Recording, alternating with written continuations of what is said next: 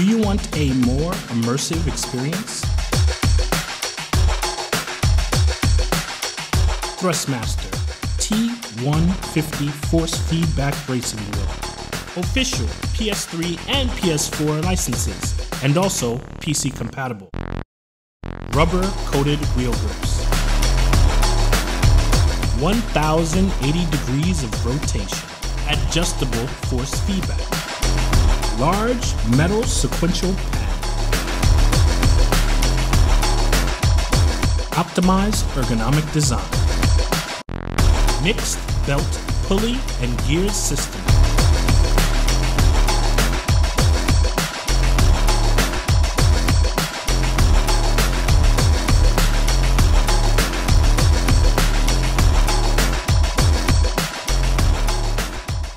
Thrustmaster. Enter into the real driving world.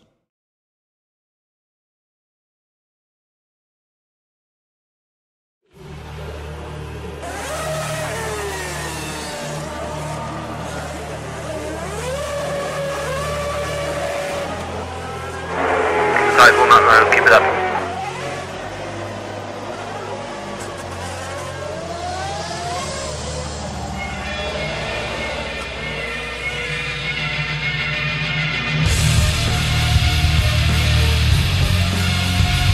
Whoa, great!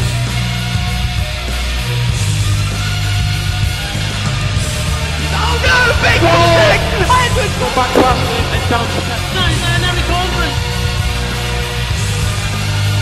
It has been an absolutely astonishing season.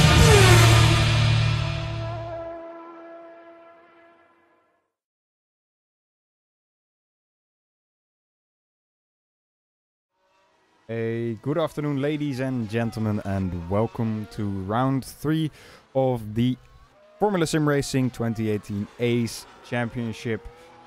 We are about to get into qualifying. Qualifying has actually already started just a minute ago, and the drivers are just finishing their first couple of laps. My name is Felix van Delft, by the way. I am joined today by Joshua Penny, who is having a little bit of problems with this game at the moment, so he will join us shortly. Anyway, the qualifying is on the way, as I just mentioned, and for the time being, quickest in qualifying is David Chiappini, but that is to take with a little bit of a grain of salt, because a lot of drivers haven't finished their laps yet. But still, provisional pole position 26.0. It's a relatively good time. I think pole position in the Pro Championship just a minute ago, or an hour ago, it was roughly the same as that time. So as we would expect for the ACE Championship, these drivers are a little bit more experienced, perhaps a little bit faster than the pro drivers. So let's see what he can do. Now, let's go on board with Luke Maguire. Maguire starting his first attempt, or at least, is it his first attempt? I think so, yes. Now, coming in the first sector, driving at the Paul Ricard circuit today, which is relatively modern, or at least modernized circuit. And as Luke Maguire makes a mistake in the first sector, has to abandon his lap and try again.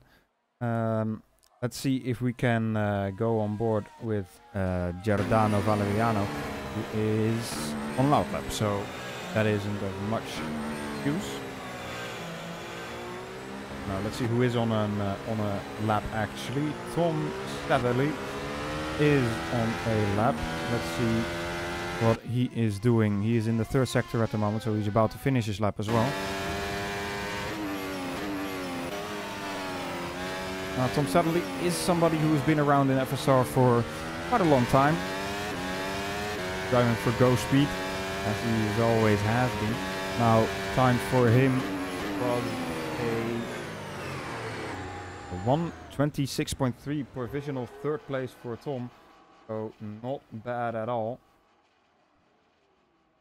Let's see if he can keep that time. Now Lucas Schmitt is definitely somebody to keep an eye out. He is in the last sector.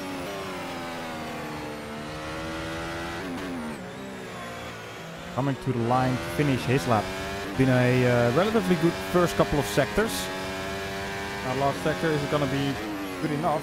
Not really. P6 for Lucas at the moment. He won't be too happy about that. Of course, Lucas, somebody who has been challenging for the lead of races. He's been challenging to win races, but has been struggling as well a little bit. But has been showing that he definitely has the pace. Carlos Hernandez about to start his qualifying lap. Let's go on board with him during this lap. Down the main straight. Polycar circuit is a difficult circuit, I think. There's a lot of flowing corners, a lot of long corners. Downforce is definitely something you need in this circuit.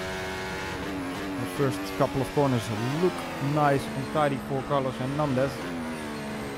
Misses the apex a little bit on the right hand side there through the hairpin. On the power as quick as possible. Try to use as much road as possible on the left hand side. Now the DRS opens for the back straight. Very long straight, which we will definitely see some overtakes on in the race. Braking hard for the chicane, misses the inside apex a little bit. Probably loses out a little bit on the exit then as well because of that. Now this is the very quick part of the track. Fast right-hander flat out through here, and now braking and steering at the same time. Tire wear is gonna be crucial for this corner through the race. Double right-hander. Now got stuck a bit on the curb there, loses a bit of time. Now this left-hander also double apexes. Difficult to get right in qualifying.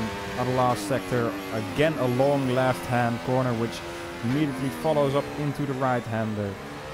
Now a last sprint to the line. What is it going to be for Carlos Hernandez?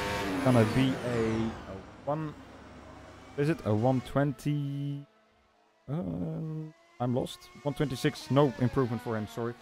So he stays in P11. And as I am talking, Robin Panzer is on an improvement.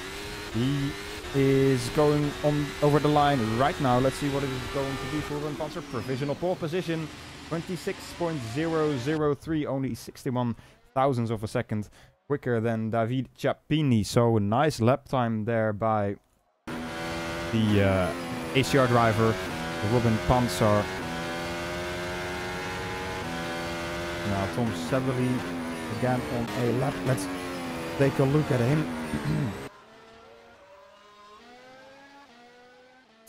First sector for him, 35.581. Not the quickest sector we've seen, but perhaps his car is set up a little bit more for top speed and not for downforce. Second sector, you need that top speed. For the third sector and the first sector, you need the downforce.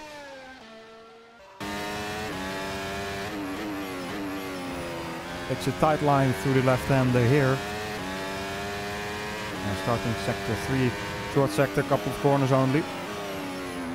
And as there's a car about to start his lap, it's probably the ACR driver, Luke McGuire.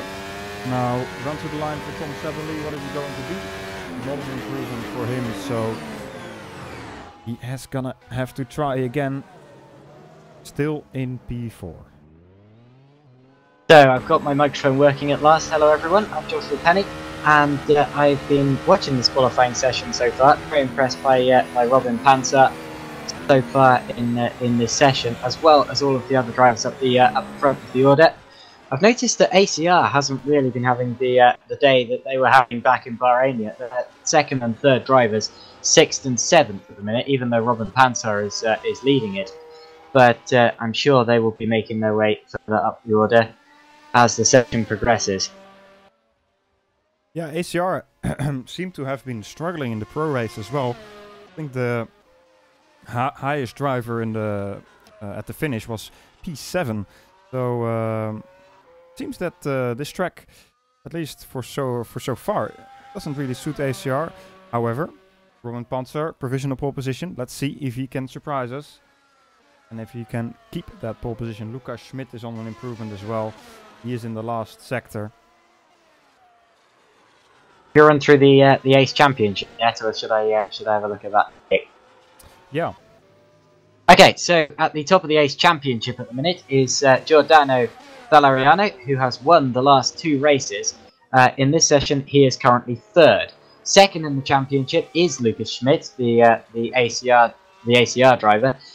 He at the minute is running he's running 5th, so an okay session so far from him. But for the person who's finished 2nd in both of the races so far this season, and that's a great race with Valeriano in the last race, he's got more to give.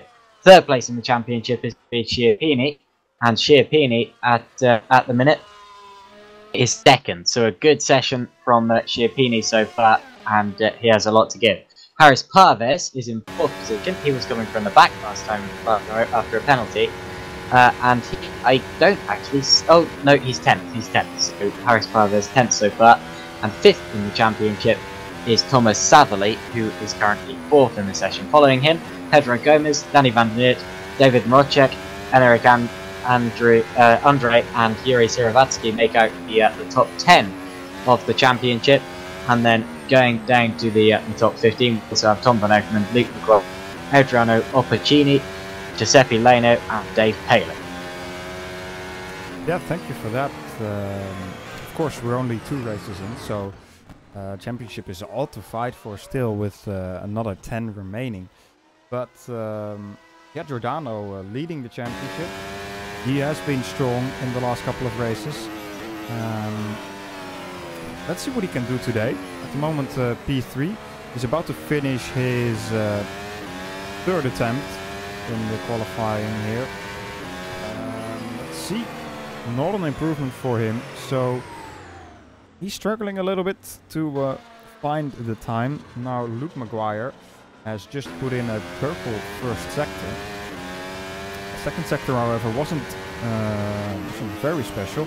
Almost 5/10 slower than what Robin Ponce did in the 1st sector. Luke Maguire really seems to be struggling. Well, it's P9 for Luke Maguire, so a fastest 1st sector anyone. That's what we mean when we refer to a driver setting a purple sector. And then the 3rd sector was okay, not blistering, but it was very close to being blistering. About 2/10 off Valeriano's last 3rd sector. But anyway, that puts Luke Maguire to 3rd position. And talking of purple sectors, let's watch Robin Panzer's lap, because he is on a stormer. So Panzer coming through the last sector now. He's been fastest in the 1st and 2nd sectors. Well, very nearly fastest in the 1st, not quite. But anyway, out to the final corner he comes, and across the line. This is going to improvement, I'm sure. It's a 125.826. He's the 1st driver into the 125s ahead of Schiappini, 126.065, 2/10 behind. So Robin on a 125.8. How does that compare to the pro race we saw earlier? That's a little bit quicker than the pro drivers were able to do. I think nobody of the pro drivers was actually able to get into that 25 region of times. So yeah, definitely the ACE drivers showing once again that they are definitely no joke, and showing that they are a bit more experienced, a bit quicker than the drivers that drive in the Pro Championship. Of course, the top drivers in the Pro Championship are still very good drivers. We've seen an absolutely exciting race just earlier today, where Tiziano Brioni for Musto Racing won the race after being almost 20 seconds down from the lead because of an incident in the pit lane. And let's see if we can have such an amazing and actionful race again here in the ACE Championship. But first, qualifying, of course. Of course, we've got about 4 minutes remaining. This track, the circuit Paul Ricard, of course, is returning to the main Formula 1 calendar this year, quite controversially, because not many people consider it to be an actual race circuit. It's seen more as a test circuit.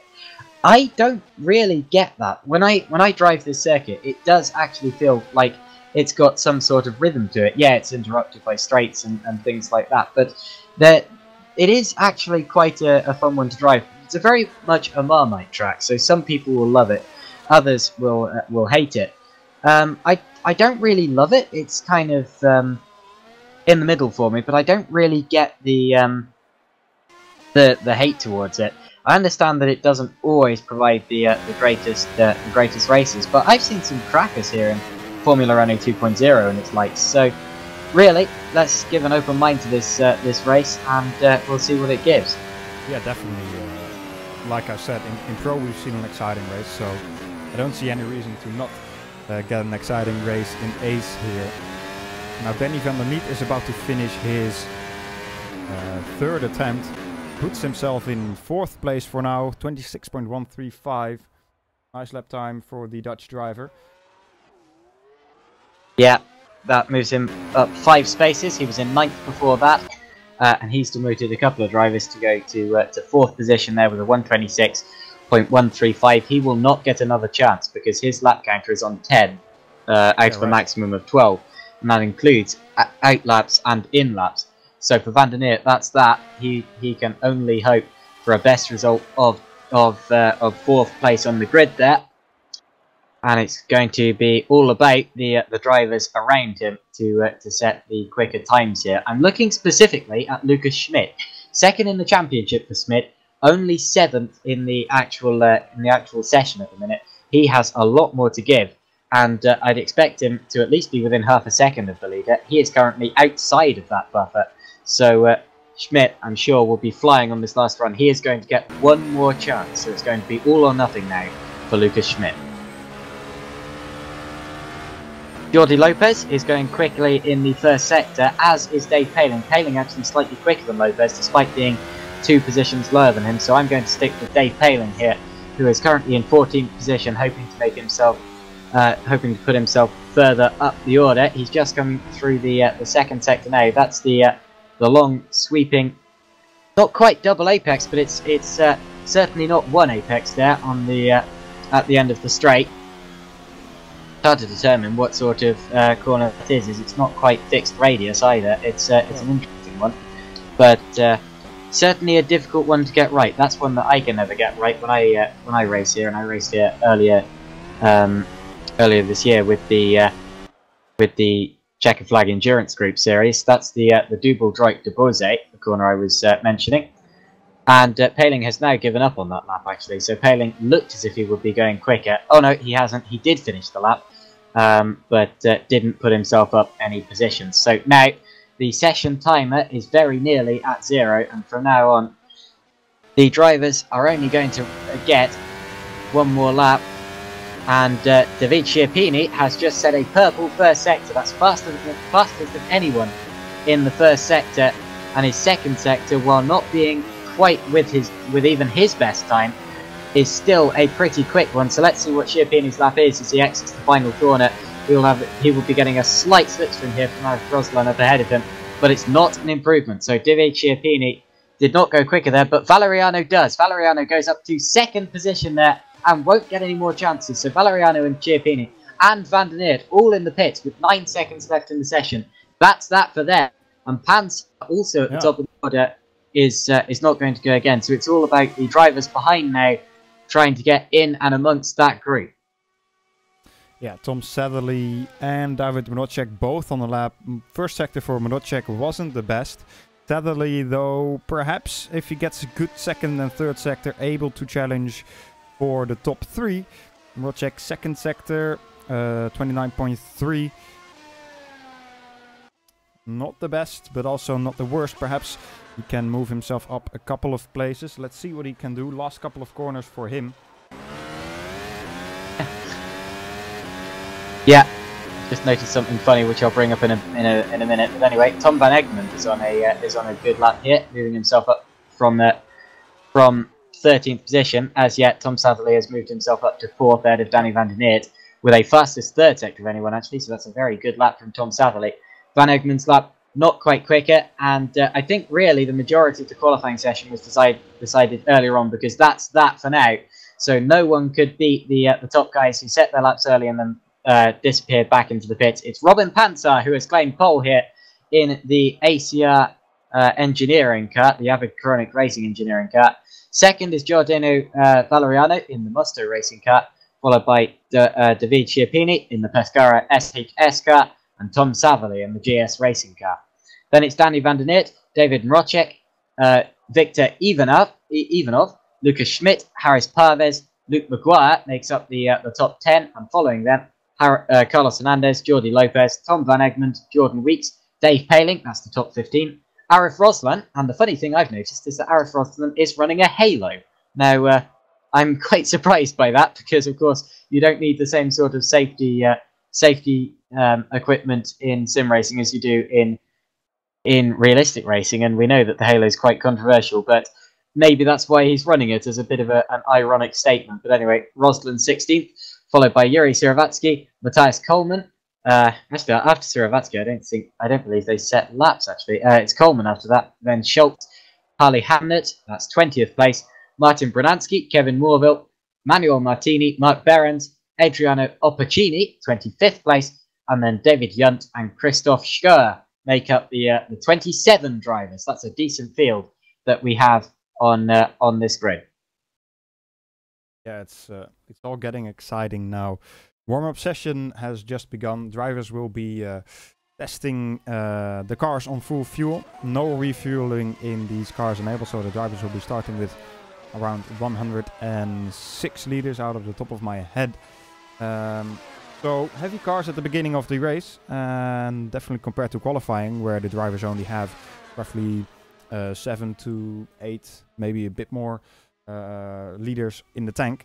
It will be quite different, especially on this track, which has a lot of flowing corners, and also tire wear is definitely something to look out for.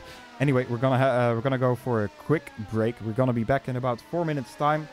Then we will take you through the strategies, the tires that will be used in this race, and the drivers who is our expectation to win here.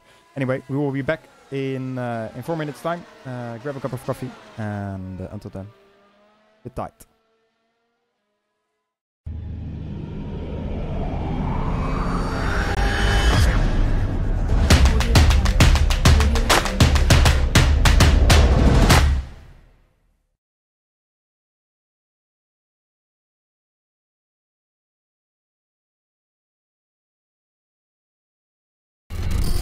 Hey man, I got that new TMX Thrustmaster wheel. It's going down. Xbox One? I can't wait to play when I get home. Yo, let me play? Yeah, I mean, after I play first. Yeah. You know, I'll race it for it. Well, I have a hand.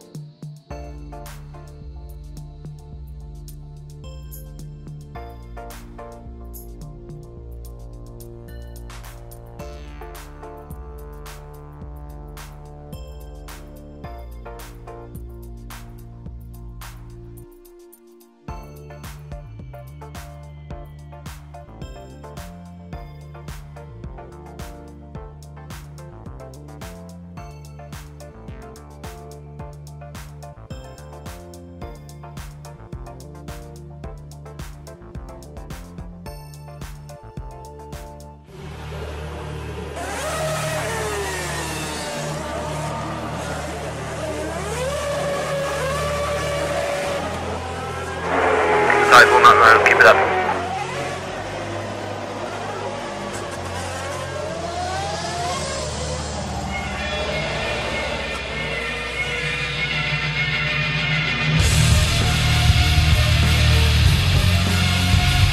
Whoa, wait!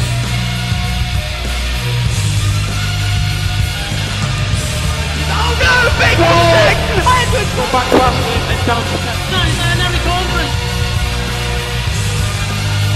It has been an absolutely astonishing season.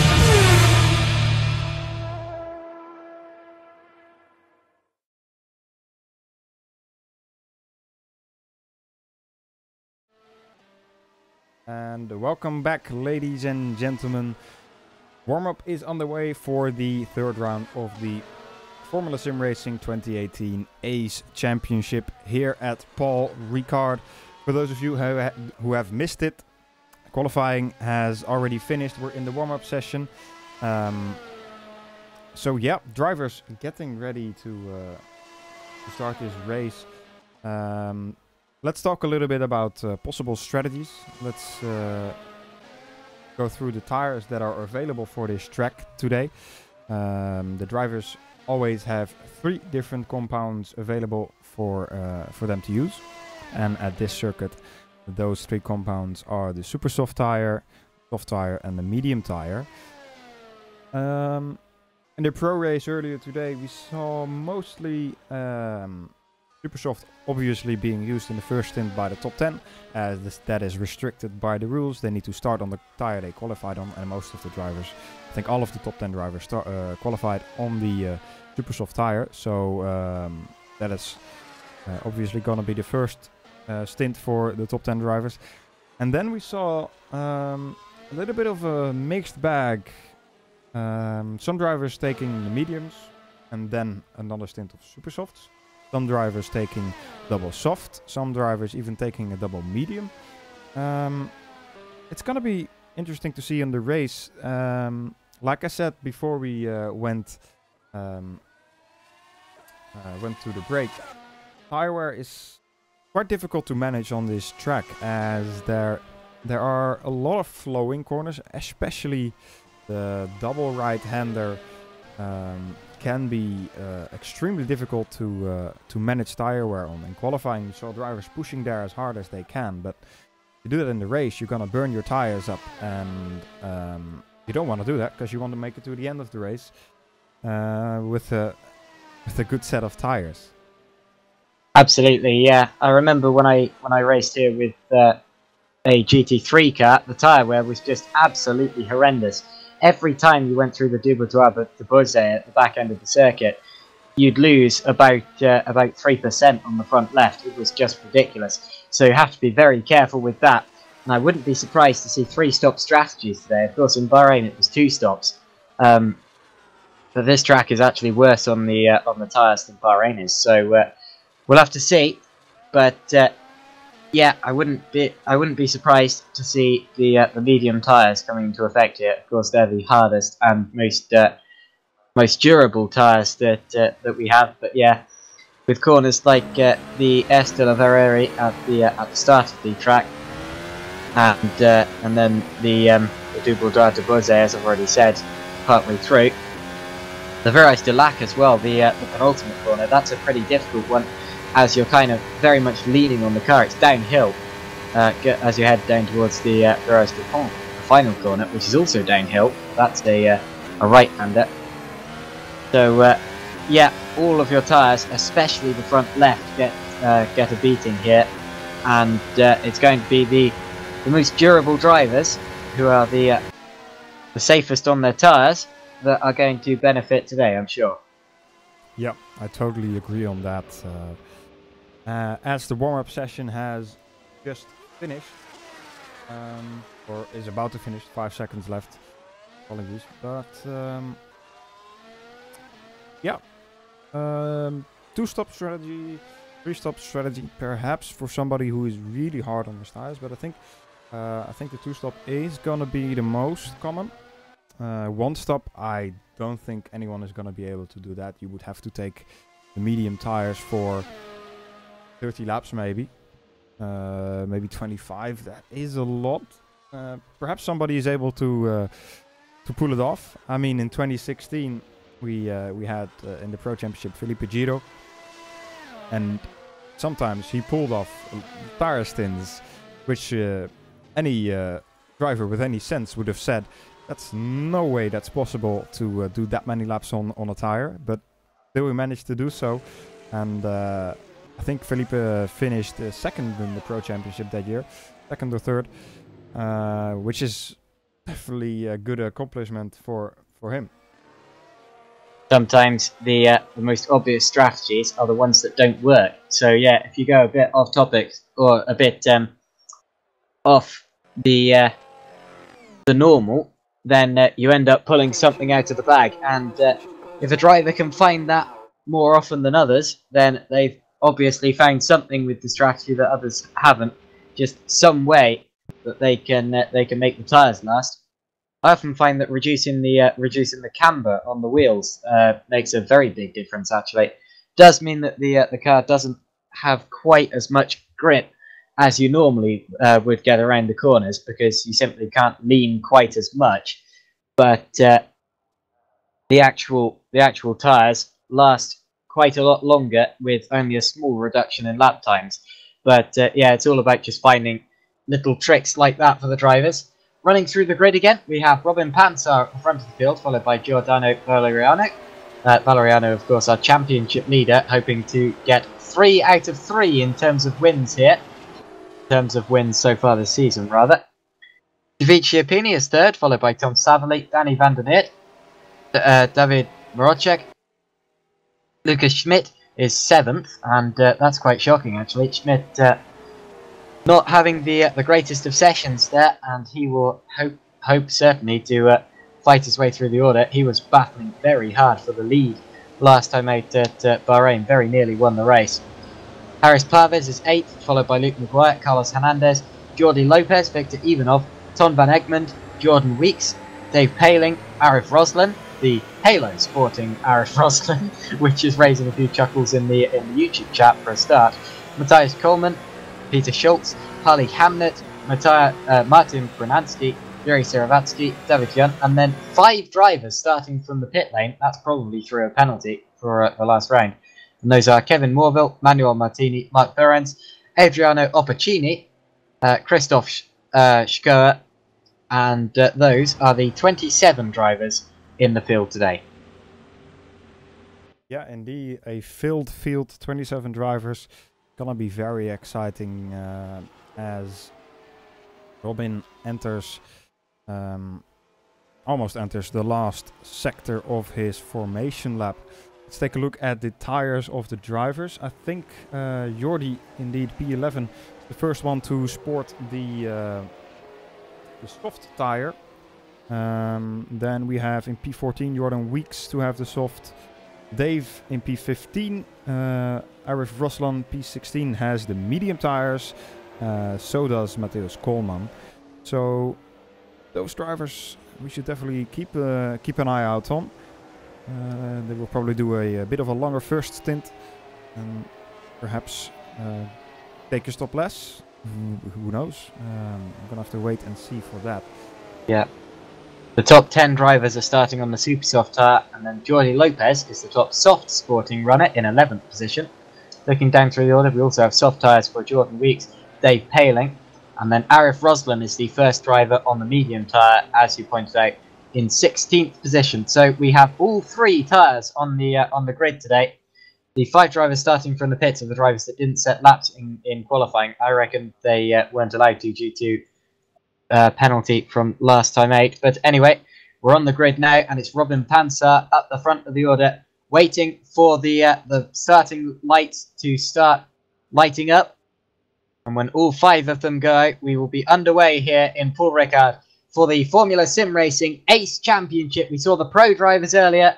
We're going to get the World Championship in a little while, but the ACE is about to get underway. Here come the lights, and we are green. Away we go. Robin Panzer leads the race as we head down towards turn 1. I see Lucas Schmitt going to the inside, but look at the great start for Giordano Valeriano, going around the outside, trying to hold it. That's very, very, very brave indeed. They're still side by side, banging wheels on the exit. Panzer's forced over the run-up area slightly, and it's going to be Valeriano. But look at Chiappini coming from behind. He left it very late, and Valeriano's off. Valeriano has lost control of the car and has dropped down to 6th position. So he's lost a lot in that, I'm afraid. And now, I believe it's going to be, it's going to be Panzer leading the race again. Yeah, indeed. Giordano trying to get the early move in the first lap already, but lost out almost, 5 positions? Yeah, 5 He got positions. tagged. He got tagged by Panzer through the chicane there. So whether the stewards will get involved, I don't know. I think if it had happened further back, they wouldn't have done. But seeing as it's happened for the lead of the race, I'm not sure. We'll see. But anyway, Panzer leading from Chiappini, Maguire, Van der Neert, Satherley, Valeriano, who is actually already under attack from Rodger. So Rodger up into 7th, and then it's Schmitt, Van Egmond, and Parves who make up the top 10 so far. But looks like we're all pretty... Oh, well, I don't know why I said we're all pretty much clean. We've got Dave Paling in the gravel, missing his front wing there, and also missing the front wing, Victor Ivanov and Jordan Weeks. So a couple of bangs further back. Oh, and Peter Schultz missing the front wing. I'm sure that was the same last time out as well. So he's not had the best of first laps here. Absolutely not. And now as we're heading down towards turn 1, Chiappini is actually having a look already at Robin Panzer. But it's a very difficult place to overtake there, the S, because it's just so fast.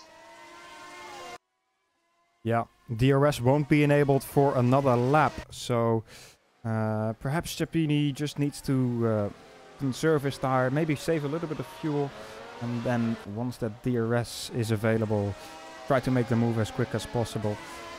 But of course Panzer is going to try and move a second out of range from Chiappini to make sure he doesn't have that DRS. So the 4 drivers in the pits after lap 1, due to the various incidents, were Schultz, Weeks, Ivanov, and Paling. They're exiting the pits now, all of them on the softer compounded tyre, on the soft compounded tyre, which is the middle of the 3 compounded tyre. They will probably be trying to go as long as they can on that stint, and just trying to make up time effectively rather than on circuit. But anyway, difference in lines there between Panzer and Chiappini through the Double Droit de Bose rather. And Chiappini definitely still looking as if he's the attacking driver here, so has not given up the lead to Panzer just yet. But Panzer just has to keep his head at this point until the first set of pit stops, and then it all gets handed over to strategy. As for the championship contenders, Valeriano, of course, had that slight tag from Panzer through the chicane. He's running 6th. His rival Lucas Schmitt is running 8th now, so Schmitt is in 8th position. Although that is more sort of realistic than Valeriano's position, because Valeriano qualified a lot higher than that, and Schmitt only qualified 1 position higher. Chiappini, he will have DRS this lap. Ooh, 3 cars off at the chicane. Oh, 4 cars. There's one that's joined them there. Not much contact, so I don't think there's any damage for any of those cars, but there were quite a few people going off there. It looks as if Branansky had a massive... Oh, he's had an engine failure, so Branansky is out. And then colliding behind him were Behrens and Yunt. Behrens and Yunt both went around, and then also going off in avoidance to them was Arif Rosland. So 3 drivers spun, another one had an engine failure. And yeah, we're just witnessing a couple of incidents on this 3rd lap of the race. Yeah, we're just looking at the replay of that engine failure. Indeed, in the middle of the corner, engine just blew up. Perhaps using the wrong engine mode. I don't know, but it's end of the race for him. Unfortunate for him. Just wondering whether it was a double downshift. That's what we often see in races like this. Yep. Especially when you have a car with such short gearing ratios as a single-seater. That could have been... I mean, he switched from 5th to 4th pretty quickly, but I'm not entirely sure. I haven't actually got game sound on, so I'll have to turn that sound on to hear whether it was. Carry on. Right, so David Chiappini, he is close to Robin Panzer. If he can get a good exit out of this corner, he might be able to challenge him into the chicane. Now, DRS will be opening right here. Let's see how fast he closes in. Well, it can't have been a double downshift because the engine had actually given up halfway down the previous straight for Martin Bonansky, so that was not his fault in terms of the actual driving of it, although in terms of the setup, might well have done something wrong with the cooling or something like that, especially seeing as the car has expired so early in the race. That's a very quick failure, but anyway, still 26, I was about to say 26 drivers remaining in the race. David Yunt has retired. He was one of the drivers who spun on the last lap. And he has just come back into the pits and, well, given up by the looks of it. So 25 drivers still remaining in this race now. And up the front of the field, they're still rather close for the lead. Pansa and Schiappini have very rarely been outside of half a second apart in this race. They're extremely close, and the DRS is absolutely now allowed on the DRS zones. So Schiappini, it's all about sizing up his opponent Pansa and just waiting for that opportunity to take the lead of this race if he can. He's closer than he has been the last couple of laps. Again, I say, if he can get a good exit out of here, might be able to make the move into the chicane. Ruben Pansa is quick though. His personal best 30.999. So sub 31. Now let's see, David Schiappini has the slipstream, has the DRS. He's going to try it around the outside of the chicane. He's already passed before the corner. Oh, he turns in too early and makes contact there with Ruben Pansa. Ruben Pansa loses his front wing. And David Schiappini seems to have gotten away with it damage-wise. Perhaps has some suspension damage from that. This I think he does, but not sure what David was thinking there. Perhaps he was thinking he was already passed, but a bit too aggressive there by David Schiappini. Schiappini will say, I was just defending my position. Pansa will say, you moved in the braking zone. And to be honest, I'm not a steward, and this is just speculation, but I would go on the side of Pansa there. But we'll see what the stewards decide. In fact, Valeriano just got run over the gravel slightly, trying to avoid the slow-moving Pansa. He had plenty of space there, so I don't think that was Pansa's fault, but he's lost a place to Rodger. So Valeriano could have gone up into 5th that time, but touched the gravel, and Rodger now gains 5th, and Valeriano is down into 6th again, although he's looking to the outside of Rodger, but again, first chicane, you can't really get through there. Yeah, we just were watching at the replay of that incident, and it seemed, David Schiappini just turning in very early, trying to perhaps take a defensive line, and totally caught Ruben Pansa off guard. Pansa without a front wing. His race, at least for the lead, seems to be over.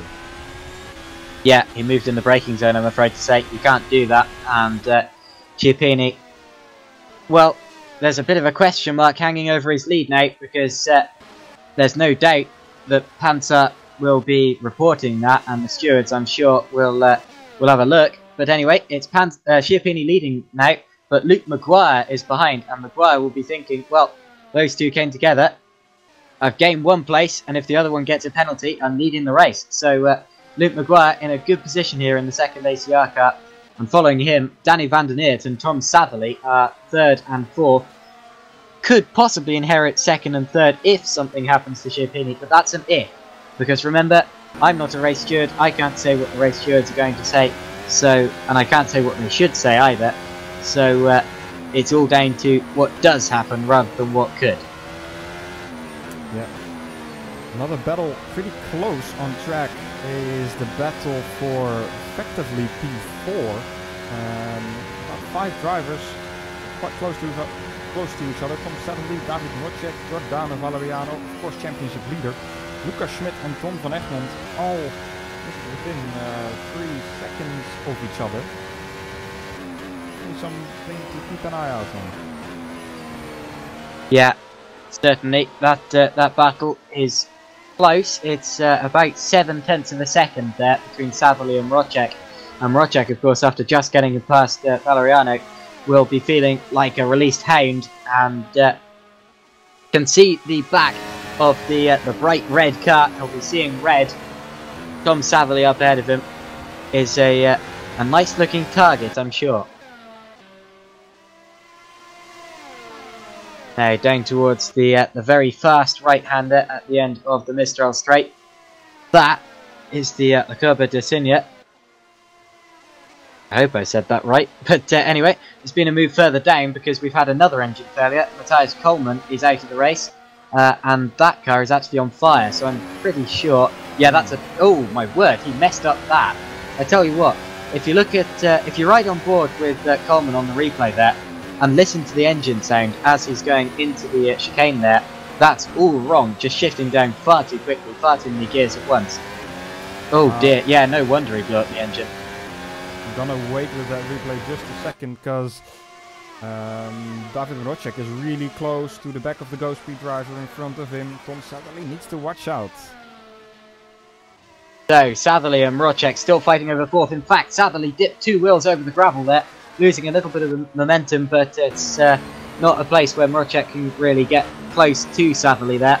So Satherley still in 4th position, but making a couple of mistakes now, possibly not being as consistent as the driver behind him, but it is difficult to follow in these single-seaters, so Rodger has to get creative with it.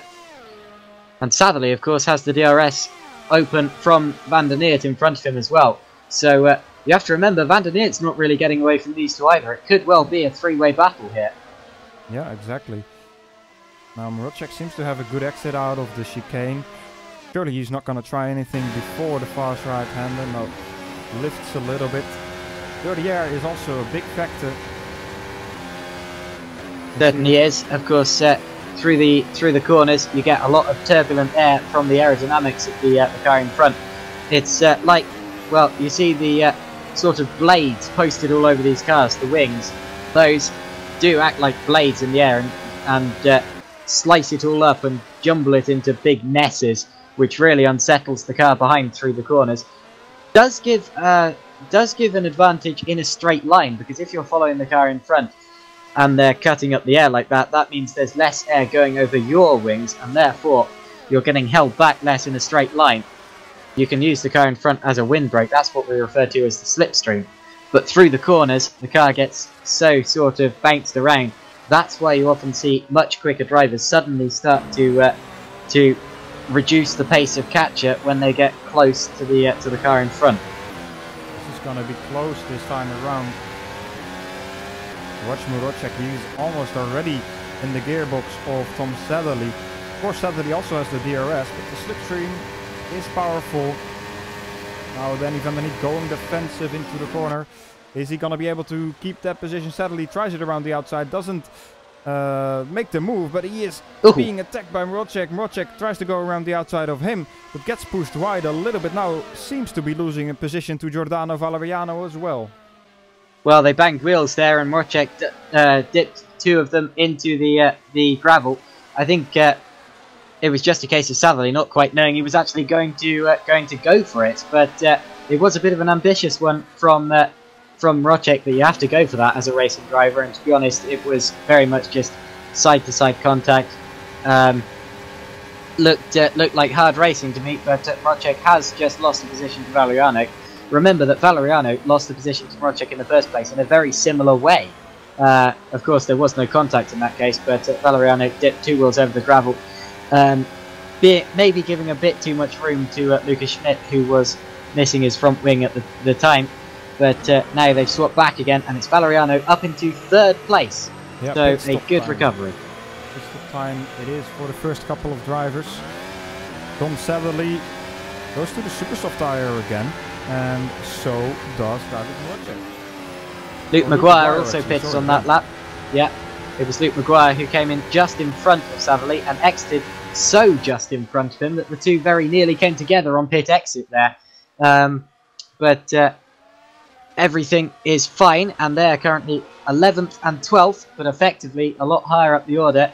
They've actually just come out just behind Harley Hamlet, who will be holding them up slightly on much older rubber, 10-lap-old softs. And Maguire goes to the inside now, up towards the chicane in the middle of the Mistral. And look at Satterley, dives it up the inside. That was very nearly a Sebastian Bourdais at Long Beach manoeuvre, going to the right and then to the left. But not quite making it on Luke Maguire just yet.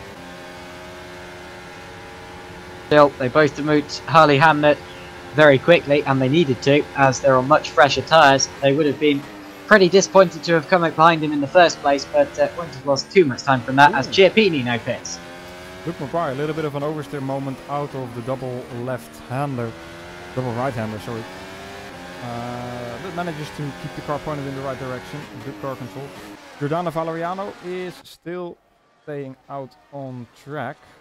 Yeah, Van der Neert pitted as well, so that means that Valeriano is now leading this race, and Van der Neert has gone on to, in fact, both Chiappini and Van der Neert have gone onto the medium compounded tyre, which of course is the harder compound, the hardest compound we have today. And Van der Neert has just lost 2 places because Maguire and Satherley have got him with the undercut there. Yep. So Maguire and Satherley both now ahead of Van der Neert. Now I believe that Maguire we were expecting to be ahead of him, but I think that Tom Satherley has just genuinely jumped Danny Van der Neert here. So Van der Neert loses a place there in the effective order, and there's a big lagging moment. Satherley's out. Oh, he is out. What happened there? Big lag for Tom Satherley. Seems to be some sort of disconnection. Yeah, it's just a standard disconnection, and that's a big shame. Very sad to see, because there was nothing he could have done about it. And yeah, you hate to see that, and you hate even more to be the driver in that situation. But Tom Satherley, who was running very well, he was definitely challenging for an overall podium in this race, is out of this race early through no driving fault of his own. At the moment in P3. Nice driving from him. He is coming into the pit lane now as well, and so is Giordano Valeriano. Lucas Schmitt is the last driver, at least for the lead back, to stay out on his super softs. Now, Valeriano, tires did he go to? The medium tires. Tom van Egmond went to the soft tires. Now let's see, on pit exit, Danny Van der Neet is pretty close, so is Luke Maguire behind him. Yeah, so Van Egmond and Valeriano both pitted on that lap. Valeriano is on the hard tyre. I believe he was before, actually, as well. So no, he was on the softer. What am I talking about? Yeah. So he's now on the harder compounded tyre, and out of the pits has come Van Egmond in 9th position. Here we go, David Norcek on the inside of Danny Van der Neet. That's close. Squeezes him off the track almost. Look but at Rodger that. Isn't taking any of it. Now braking is going to be crucial. Brakes later. Gets into the corner. Has the softer tire compared to Danny Van der Neet. Nice move there. Danny gets a bit of oversteer on the exit and not able to keep up with him. They did genuinely bang wheels there. That was amazing. Rodger would have seen the gap, but it was only just there and it was closing. And Van der Neet wouldn't have expected him still to be there until he felt the contact. That was amazing. Properly just driven off the road, but Rodger somehow hung on to it. That was just absolutely forceful, and the kind that, well, if they'd come together, it would have been a really stupid manoeuvre, but somehow it worked for Rodger and he's gained the position. Yep. Now, staying out has been Jordi Lopez. He's done 13 laps on that soft tyre, meaning he's still leading this race, but not effectively, because behind him is the big Chiappini, who has led the race. Schmitt comes out right behind his teammate, and also right behind Giordano Valeriano, so losing a position there compared to Valeriano and his teammate. Staying out longer isn't necessarily the best thing to do, but perhaps his strategy gives him a bit more tire wear at the end of the stint, and perhaps he is able to capitalize on that and make the move at the end of the stint. However, at the moment, he's about where I'd expect him to be, actually, because he was behind Rodger and Valeriano before the stops. Talking of those two, Valeriano has just, well, had to defend really, really hard from Rodger. Remember that Valeriano is on the hard tyre here, the hardest of the 3 compounds, and David Rodger is right behind him on the softer compound, well, the medium compound that we have today, which is called the soft, and the medium is the hardest, which is confusing. But anyway, Valeriano on the medium compound, which is the hardest, defending from Rodger on the soft compound, which is the medium. But once you've got your head around that, it's a battle, and that's what we're watching for 4th position now. Yeah, and the drivers behind that are also still in contention. I mean, Lucas Schmitt, Danny van der Niet, looking close as well. Now Lucas, I think, might actually have a chance here. And we've lost Jordan Weeks. Now, how's that happened? Jordan Weeks is another retirement. He's just kind of come into the pits and parked the car, so that has just been a standard retirement there. But yeah, up the front, Jordi Lopez has stayed out for another lap. He's actually been caught by Chiappini, so losing a lot of time, seeing as Chiappini is on a harder compounded tyre. But for Lopez, he's got extremely old tyres and is losing some time there, and might end up holding Chiappini up. But Lopez won't really mind about that. It's a long stint on these tyres, and you have to give it to him that he's held them off for a long time. As Valeriano now goes defensive again from Rodger. It was the same thing last lap, and he held him. They actually tangled wheels there. That was very close. I've seen cars in reality getting flipped over by that, but Valeriano keeps the position again with Rodger just behind him. And look at Schmitt. We're going 3 wide down towards. Oh my word, that was close, towards Senior. And wow, around the outside goes Rodger. Keeps the position, or gets the position rather, ahead of Valeriano. And how Schmitt didn't end up coming together with Valeriano on the inside there, I'm not quite sure. Valeriano, I don't think, knew he was there until he pulled across, and then suddenly looked in his mirrors. But very respectful driving from all 3 of those drivers, and Van der Niet is just behind them. Yeah, great spatial awareness from all of these drivers. I think Schmitt decided wisely to back out of that 3-way wide into the fast right-hander. That is almost never going to end up, well, 2 wide is already pretty tricky. Now Schmitt is going to try and make the move on Giordano Valeriano. On the inside, no, decides to wait for it. Now at the front of the field, Chiappini had a slight look at Lopez. Lopez thought, well, I'm not in the same race as him, I might well pit now, and that is indeed what he's done. So Jordi Lopez has been into the pits, and that has given the overall lead back, quite rightfully, to David Chiappini, who is effectively leading this race, and now leading it on track as well from Luke Maguire, David Mrocek, Dano Valeriano, and Lucas Schmitt. Interesting strategy from Valeriano. He has not gone for the same set of tyres as the people around him. He's gone for the harder compound, possibly trying to go for a one-stop strategy. I don't know how doable that is, but it's definitely going to be a close one. I expect the other drivers around him to go for another stop to go onto another set of soft tyres. We've seen from Lopez that the soft tyres can last about 14 laps, so that means that they would not quite make it. So yeah, it might well be a 3-stop strategy with 2 more stops on the softs from those guys around them.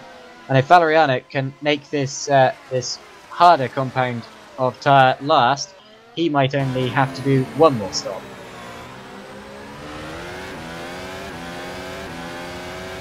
Now, both Schmitt and Valeriano have the DRS, but Schmitt is closing in, going for the inside line. He's going to be able to make that stick. No, again, backs out of it.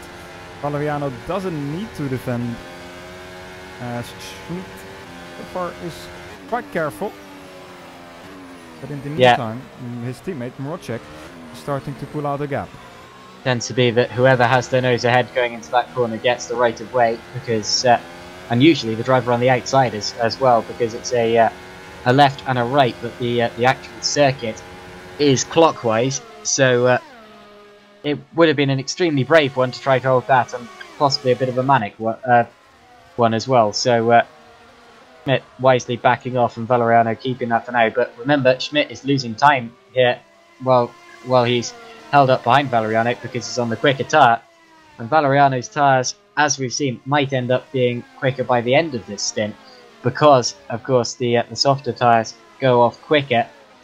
We saw that with Lopez, who incidentally has come out in 7th, so actually probably gained a lot of time in that stint. But yeah, good race so far from Lopez, although you saw the difference between fresher tyres and older tyres there, no matter what compound of tyres they are. Yeah. I'm taking a look a bit further down the field. Robert Panzer is in P10 currently. Of course, after that incident in the first stages of this race, he will try to fight back. But it's going to be a very difficult race for him. After starting from pole position, it's definitely not something we want happening.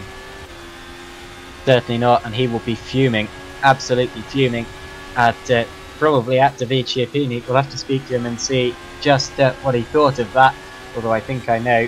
But anyway, Chiappini for now still leading this this race, and that is by 6.2 seconds over Luke Maguire in second.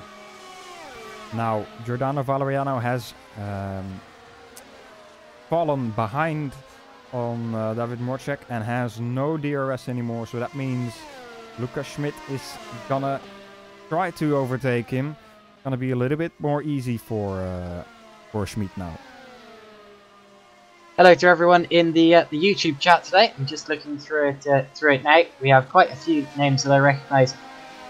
Once again, some people discussing the pro race earlier. Matt T Gaming HD and Kostas Galano Matis having a little debate about an incident.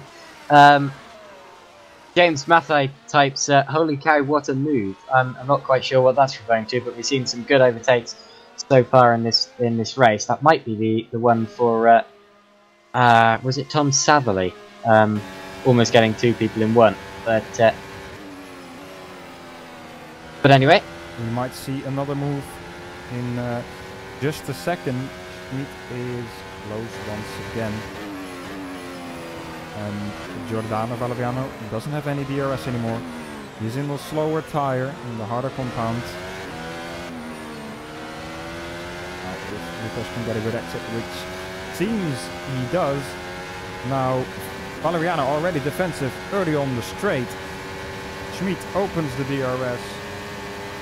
Here he goes on the inside. Not much defending being done by Valeriano. And straightforward move there by Schmitt. Great bit of driving. And now he will focus himself on David Morcek, his teammate in front of him. Well, it was definitely going to happen at some point. We saw it coming. And Schmitt has got himself ahead of Valeriano. Those two, of course, first and second in the championship, with Valeriano marginally ahead. Yeah, Schmitt would have lost a lot of time there behind Valeriano, and Valeriano is probably the beneficiary out of all of that, because, of course, he was able to keep Schmitt behind him on a different strategy for all of that time. And if it works out the way for Valeriano that he would have wanted, and he only has to do one more stop while the others have to do two, then it might well be Valeriano ends up ahead of Schmitt simply through that. So it seems, of course it's hard to tell at this point, but it seems that Valeriano has made a good strategy for that. Yeah. So, up the front of the order, the gap to the lead is 6.2 seconds and maintaining steady between Chiappini and Maguire. Behind them, David Morcek, 9.3 seconds behind, and then Lucas Schmitt, now 11.3 seconds behind, after getting past Valeriano, who is over 12 seconds behind. Then it's Van der Neert, Lopez, Hernandez, Pansar and Martini, who make up the top 10 positions. I'm sure Pansar was behind Martini last time I looked, so that has been a change there for 9th position. We're on lap 19 out of 40 in this race so far, and the real battle now, if not for strategy, which is pretty much everywhere at the front of the order, but the real battle, I'm sure, is going to be between, well, I don't think there is one on track at the minute, certainly up the front of the order, but on strategy, this is certainly a very interesting race. Yeah. With different tyre compounds wherever you look. A bit further down the field, Peter Schultz is about to make a move, or he's trying to make the move on the Pescara car of Adrian Opecini. Opecini on the medium compound, the hardest tyre we have here, and Peter Schultz on the softest compound, the super soft. So that was, well, an easy move. I wouldn't say an easy move, but relatively not the most difficult one he is going to have to do this race. Well, that was in their battle for the not last position, so Opportunity demoted right to the back now, but definitely on a different strategy to Schultz, so we'll see how that pays out. Although, of course, both of those guys out of the points-paying positions here. Points, I believe, go down to 15th position in these races. Oh, Christoph Schauer and Arif Roslan made contact on the main straight.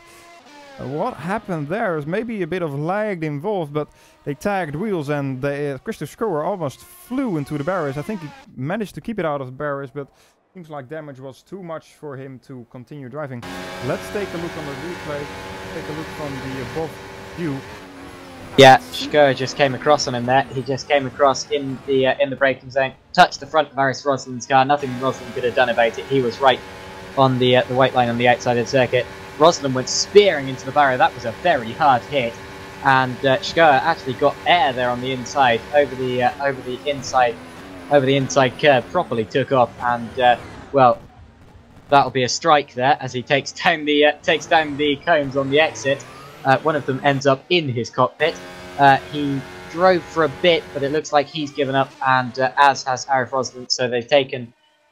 Well, they're both out of the race here, and that leaves 20 cars now in this race. So we still have, despite all of the retirements, it's been a real race of attrition, and we're only halfway through. We still have the amount of cars as you'd see at the start of a Formula 1 race. Yeah. Now Schmitt has been able to close the gap to his teammate David Motrek slightly. Gap is now around 1 second. Under a second, means Schmitt will have the DRS, also closing in, but now it's not enough to get past yet. Just seen a nice picture actually sent by my friend Fabian Ruder, who shows that he's watching on his TV next to a rather nice looking goldfish tank. Hope they're enjoying it as well. I think that should count as extra audience there, the goldfish. So right. Anyway,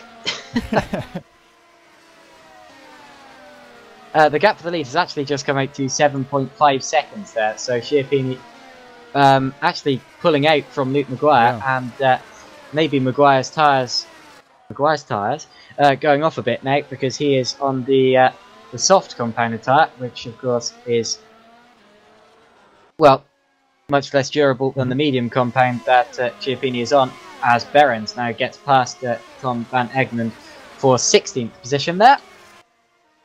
Down into the chicane midway through the Mistral. Actually tagged the gravel slightly on the exit, but got away with it. And into the pits now has come, oh, there are two guys, nope, one guy in the pits. It's Robin Panzer. So Panzer is pitting, of course, his race. A bit of a recovery drive now after the contact earlier on. And what tyres he gone onto? It's another set of softs. Yeah, now Lucas Schmitt might have a run on David Motrek this lap around. No, I think he's a bit too far back. Yeah. They are also catching up to Luke Maguire. Luke really struggling with his tyres at the moment, I think. Last couple of laps haven't been the best. Or has he just put it? No, right? No. Well, last couple of laps for Maguire haven't been the best, and now his teammates David Motrek and Lucas Schmitt closing up to his rear wing. Surely he's going to come into the pit lane soon, because those tires are absolutely done. Yeah, they certainly looked very much flat spotted. They were like 50 pence pieces as he came into the pits there. But oh, he's just made a move. I saw a slight position change. I think it might have been between. I'm not entirely sure that, but someone's made a move further down the order. As into pits, as you said, have come the two of the ACR guys, Rodger and Maguire. They're technically racing for different teams. Maguire is registered under ACR SimSport and Rodger under plain ACR, but of course they're run by the same management. They don't get the same points, of course. They are registered as two separate teams in the Teams Championship, but they are effectively the same squad.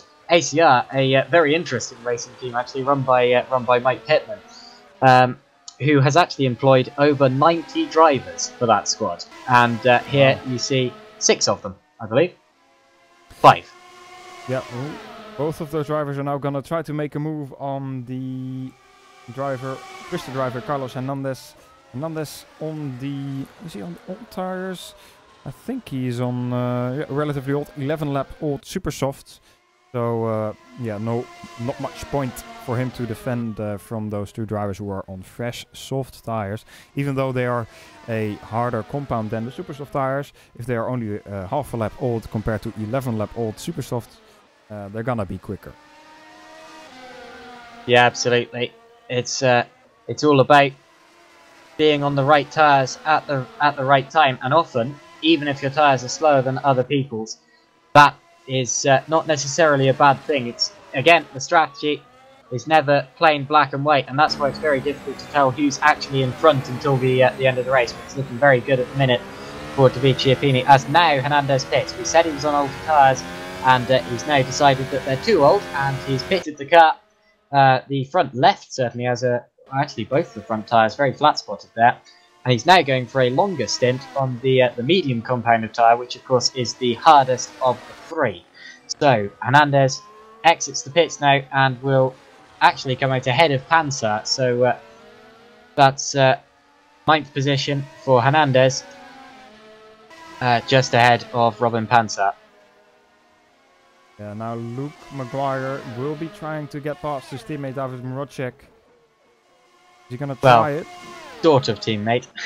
Yeah, well, you know what I'm talking about. Same squad, different entries. Yeah, exactly. I get the picture.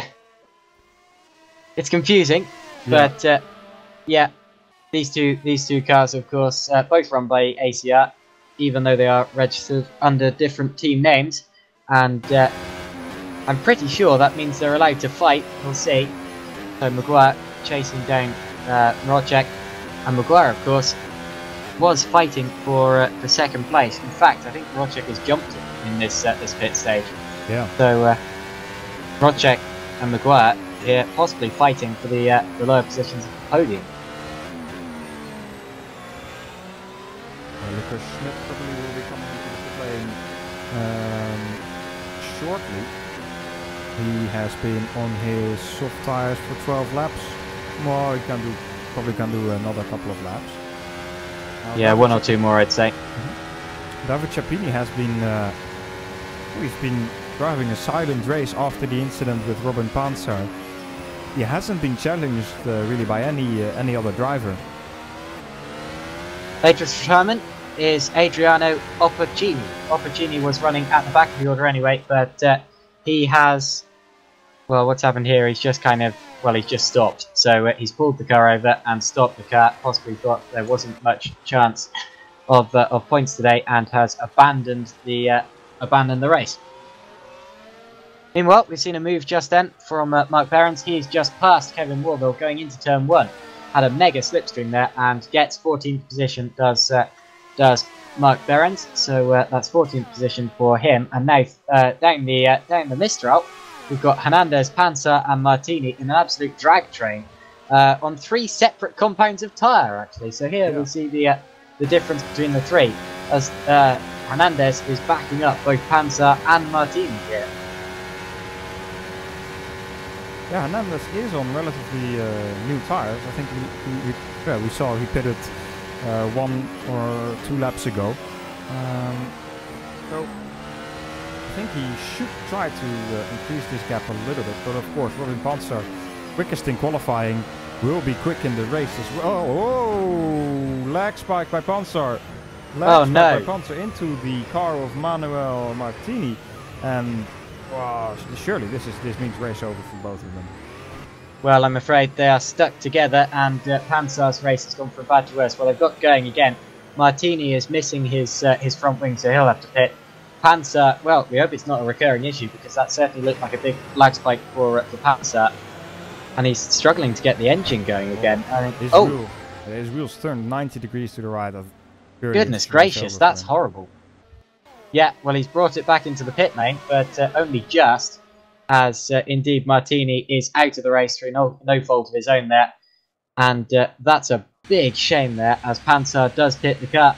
This is his 2nd incident in the race, and you could say that neither of them have been his fault. This one, of course, caused by a lag spike, which seems to have come from his end. It's hard to tell. I'm not very computery. I don't know what's going on when it comes to computers and lag and internet connections. Yeah. But into the pits again has come Panzer, and that will be lengthy damage repairs. As also into the pits. Oh yeah, look at his wheel. Yeah, it's almost 180 degrees to the left. Yeah, he's he out. realizes that isn't a great car to drive, and he DNFs.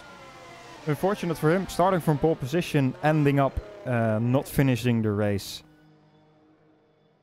And also in the pits there was Peter Schultz, who was missing his front wing, and Dave Paling, who appeared to also have damage. Those two came together in just before the penultimate corner. I've just had a look at it. It looked as if the two of them just sort of came together, and they've spun off towards the barrier. Both of them reached it. It was almost in synchronicity there. Although Schultz ended up without his... Oh wait, they both ended up without their front wing there, and both of them ended up coming back into the pits, right at the back of the order. Now, battle for P4. Jordi Lopez is on 12th lap, old soft tires, and the two ACR drivers right behind him are able to, or are going to challenge him, and already David Mocek passed him. Now, go ahead.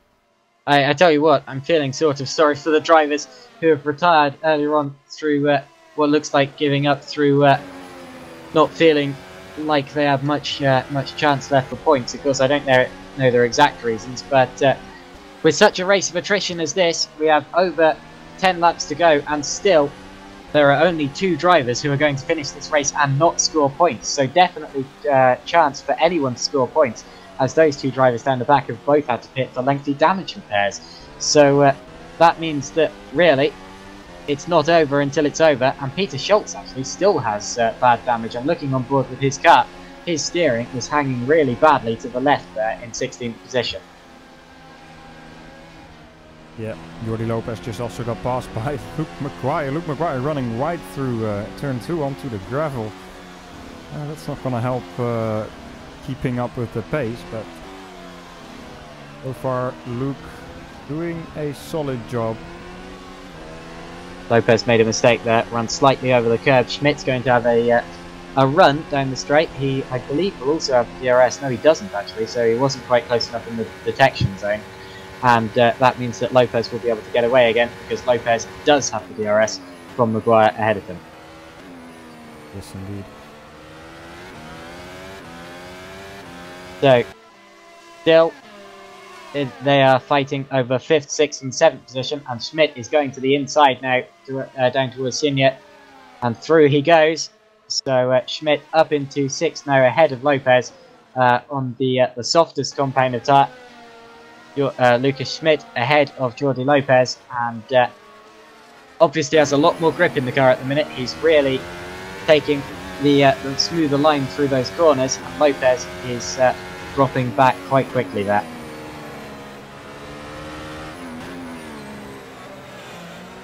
Into the pits we've just seen Giordano Valeriano. So Valeriano has pitted there, as has Jordi Lopez and Danny van der Neert. So some of the significant drivers in this race are in the pit, or have been into the pits. Valeriano has just exited on super softs, and with 11 laps to go, he will be going to the end. Now that's risky, because the super soft, I think, we've only seen do, is it 10 laps before, but Valeriano with 11 could, well, he's going to just about do it, and Danny van der Neert has done the same thing. He's gone onto the super soft, as has Jordi Lopez, so obviously there is point doing it. Yep. And the 3 of them now are going to be in a straight fight to the end. Yeah, obviously fuel loads are lower at this point in the race, so yes, cars will be lighter, and it will be easier to manage the tires for the drivers.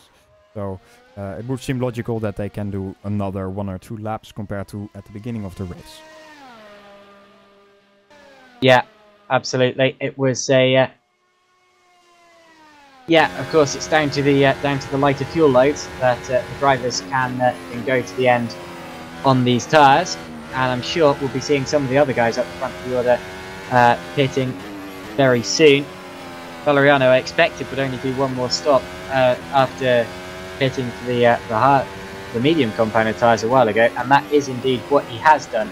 so it looks like I was right there, but I was expecting him to do his last stint on the softer compound. But anyway, he's obviously run the medium out to such an extent where he can put it on the super soft, so that's even better for him.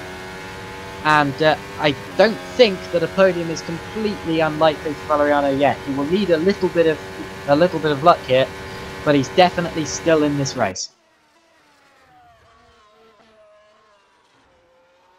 Now, who are we expecting still to pit? I think Schiappini needs to make one more stop, as does Rodger.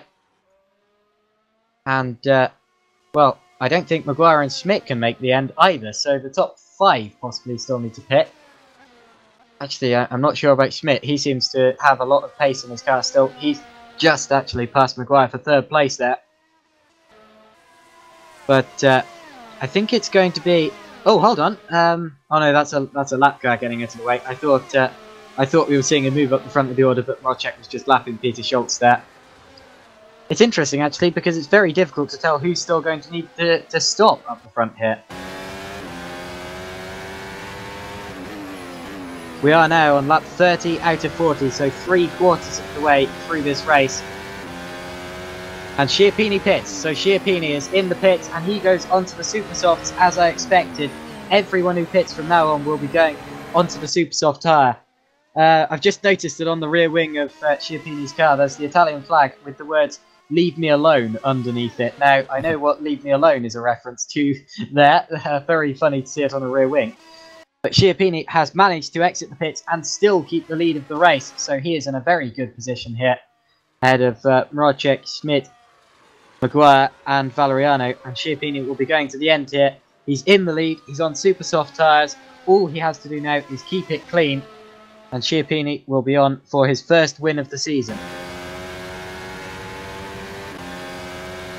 Lucas Schmitt still closing into Luke Maguire, or David Rodger, sorry, right in front of him. David is on the soft tyre, so the harder compound compared to what Lucas Schmitt is on. Lucas has been on these tires for 4 laps, so they are still pretty much fresh. Rodger has been on his soft tires for 8 laps, so Lucas Schmitt definitely having the upper hand here. However, if he waits too long to make the move, his tires are going to degrade, going to go down a cliff, and then it's not going to be as easy as it is going to be now, probably. No, certainly not. And just heard from... no, never mind, ignore me. I've heard something that's completely wrong. So, never mind. But anyway, yeah, still Schiappini leading from Rodger and Schmitt. With Schmitt definitely pulling in the gap now from David and Rodger. So, Schmitt is catching, and this is for 2nd place towards the end of the race. And I'm just trying to look back on the... Just trying to look back to see when the last time any of these drivers actually pitted was. Because that's certainly going to be what matters in this race. But it's hard to tell. Down the straight, and Schmitt goes to the inside. Well, he took a look to the inside of Rodger. Very, very close, but not quite close enough. And now he's going to have to try on a different occasion. He will be a bit too far back, heading down towards Sinia this time around. And the Double Droit de Beausset, which immediately follows it. This corner eats the front left tyre. And now out into the final sector of the track for Schmitt. It's all about sticking with David Rodger up ahead of him. But Rodger seems to have gained a bit of ground through this sector now.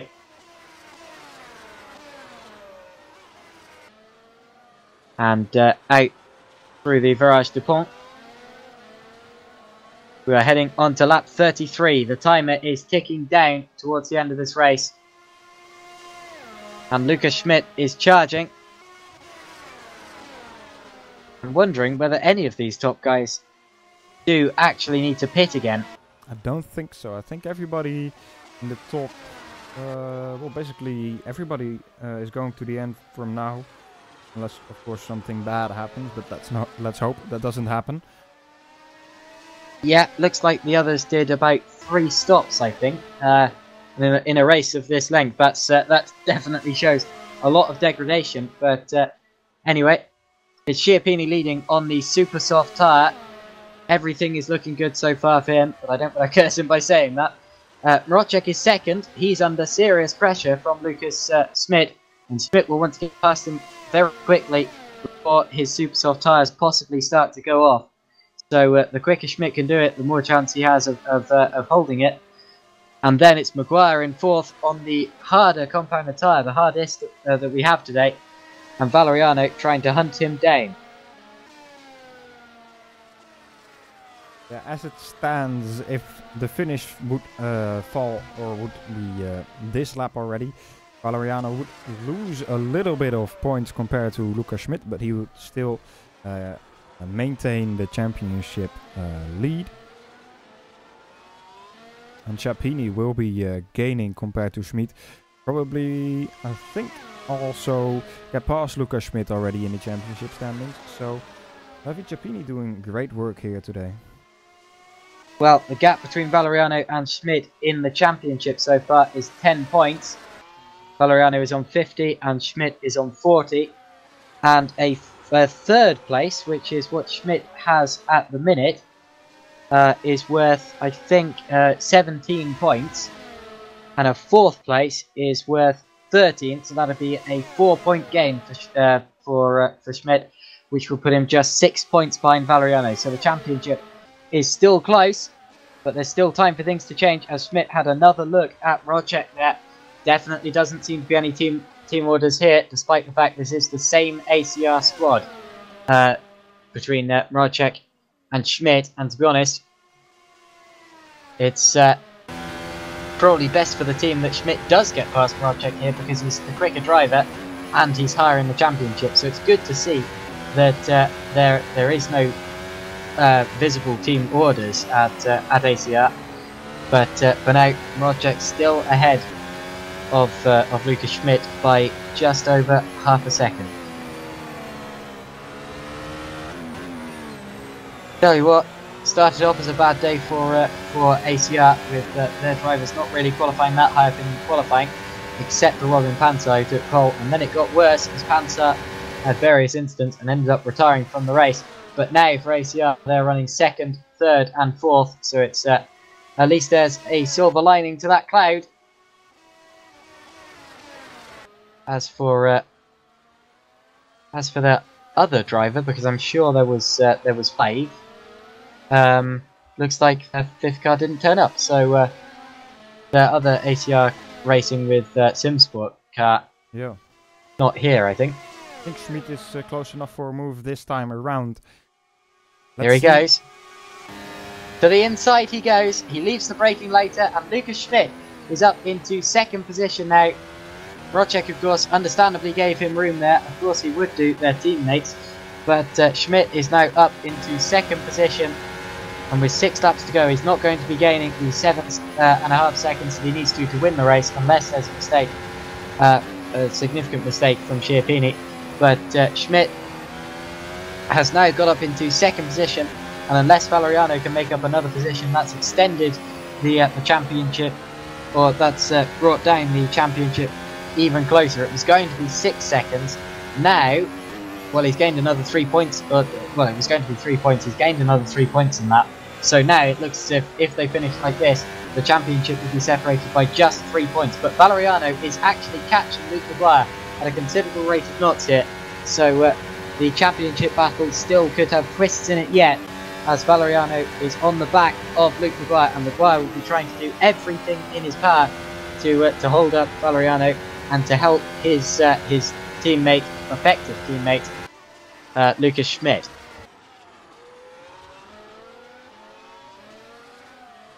So Valeriano and Maguire separated in that last checkpoint by just about 0.8 of a second. Very close for 4th position here, and now Valeriano will be getting the slipstream in the DRS. Well, he's not close enough, but he certainly got very, very close to the back of Luke Maguire. Now out of the chicane they go, and Valeriano again in the slipstream towards Simia. And now the double droit de Bourget, but still not close enough. And this sector of the track is all about holding on because of the turbulent air that we mentioned earlier. And Valeriano is not going to be able to pass him in this sector, but needs to stick with him. For the last corner is a tight right-hander where you can often make a dive, but even if you can't, you can line yourself up properly for the start-finish straight. It's a difficult place to get through, but if you can do it before the corner with the slipstream, then you can do it. We saw that earlier on from someone. And he's certainly having a look. Here he comes with the DRS. Valeriano to the inside of Luke Maguire, and he's going to get the right of way. Valeriano gains 4th position there, passes Luke Maguire. That's 4th position for Giordano Valeriano there, and that would give him 15 points, and it would give Lucas Schmitt 20. So that means the gap between the two of them would be 5 points in the championship after this round if they were to finish like this. Valeriano is going to have to defend down the straight though, because Maguire will have the DRS. I think he's too far back. Yeah, well, it would have been a good chance for him to get past Valeriano there, but didn't manage it. So Maguire not catching Valeriano ahead, but well, it's just going to play into Valeriano's hands now with those softer tyres, and a very fired up driver, I'm sure.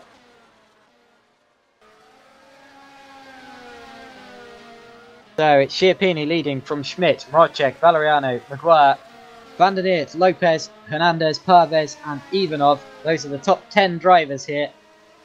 Then if we're going further down, the rest of the points paying positions down to 15th position are going to be taken up by Ivanov, Behrens, Egmond, Siravatsky, Morville and Hamnet. And outside of those points and a lap down, Schultz and Paling. Hamnet in 15th is also 1 lap down. The next driver to be put a lap down, well, I don't think he will be, because he seems to be slightly too far ahead, but that would be Kevin Morville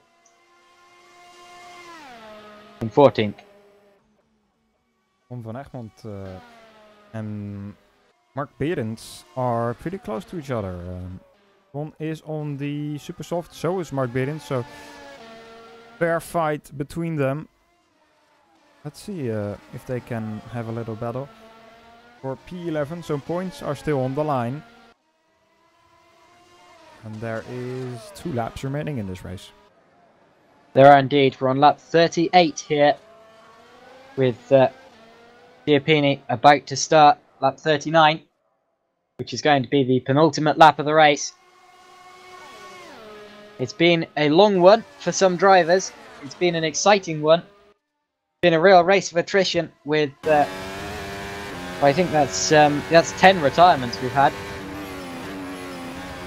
but still 17 drivers running and running well, especially David Schiappini, who has now a gap of over 10 seconds from Lucas Schmitt behind him, and he now starts lap 39, the penultimate lap of this race. He'll have 1 lap to go after this one. So Schiappini in the Pescara SHS car leading the race. Van Egmond and Mark Behrens battling hard. Van Egmond trying to go on the inside of the chicane. Doesn't really manage to do so. Slight bit of wheel banging, but that's all fair and square. Now on the inside, fast right-hander. Is he gonna be able to do so? Yes, he is.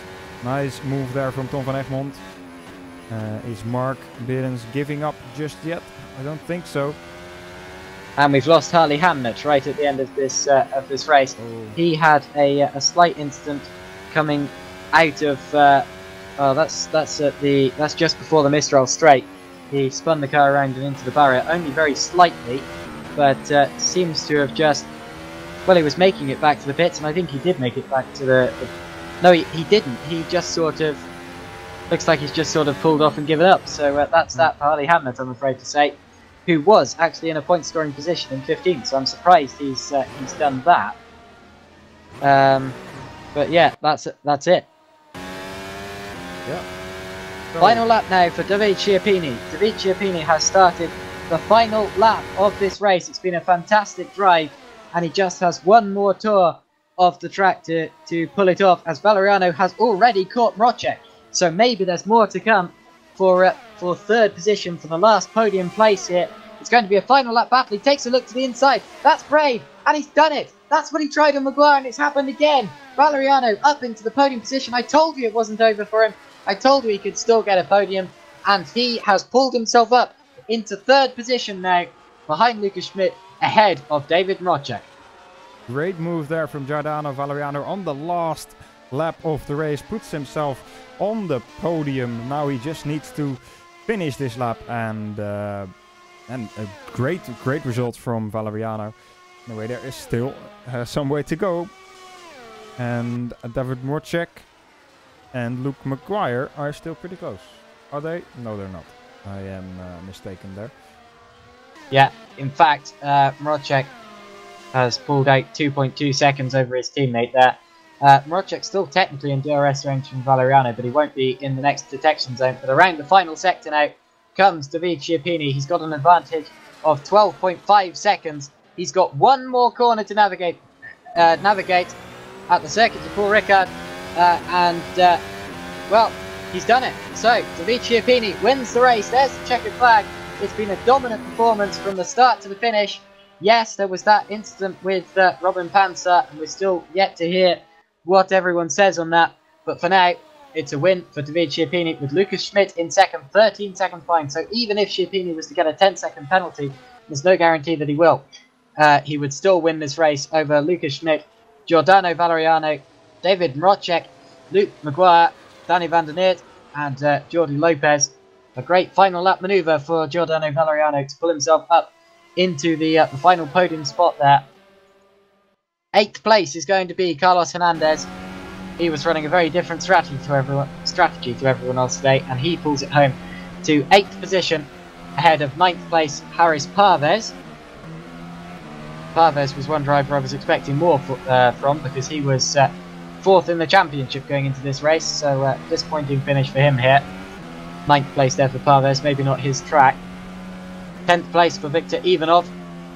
Going to be 11th for Tom van Egmond, who just about holds on to Mark Behrens. Those two were battling for basically the last 10 laps there, so Egmond finishes ahead of Behrens. It's going to be Yuri Suravatsky who finishes in 13th position out of the Veros Dupont. And Suravatsky is now going to finish 13th. And just avoiding getting lapped was Kevin Morville, who finishes 14th. And a lap down, claiming the final point, Peter Schultz, which just proves that however many incidents you have, it's always worth continuing, because despite, I think, pitting 3 times for damage repairs, Schultz gets a point. And also finishing outside of the points after an incident with Peter Schultz was Dave Paling, ahead of all of our many retirements, our 11 retirements in this race. Harley Hamlet, Robin Pansar, Manuel Martini, Adriano Opporcini, Christoph Schur, Arif Rosland, Jordan Weeks, Tom Saverly, Matthias Coleman, David Yunt, and Martin Branansky. Yeah, what a race we've had here. We had controversy, action, great race overall. ACR showing that they definitely they might be struggling a little bit in qualifying pace, but in the race they have still proven to be able to get a P2, Lucas Schmitt, and also P4 and P5 for David Rodger and Luke Maguire. But the man of the day, definitely David Chiappini, finishing 13 seconds ahead. But perhaps he will get a penalty. That incident with Robin Panzer definitely was quite a big incident, and the stewards will probably have a look at it and decide. Anyway, I think it is time for us to start closing off. I want to thank you, of course, Joshua, for joining me here in the commentary booth today. Yeah, it was a very, very exciting one. Very much enjoyed that.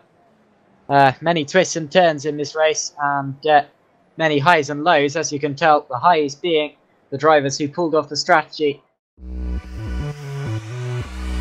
ended up finishing up the front of this field, ACR being some of those, and of course Davide Chiappini and Giordano Valeriano. Then of course further back you get the lows, the 11 retirements in this race. It was a real race of attrition, and the various incidents for the drivers at the back of the order. But in the end, that was a real cracker of a race, I'm sure. Yeah, it definitely was. Anyway, it is time for us to close off. Thanks for all the viewers for tuning in. Thanks for the drivers for giving us an action for a race once again. Make sure to tune in for the World Championship race, which will be starting, at least the qualifying will be starting in 1 hour and 15 minutes. So keep an eye out on our social media, on our Facebook, Twitter, and on YouTube, of course, for the live stream. Your commentators then will be Dave Paling and David O'Reilly, who will, I'm sure, make a big show of it. And obviously the World Championship is always very exciting, with the drivers being extremely close, as always. Yeah, it's time to close off. Thank you all for joining. Tune in for the World Championship, and until then, take care. See you later.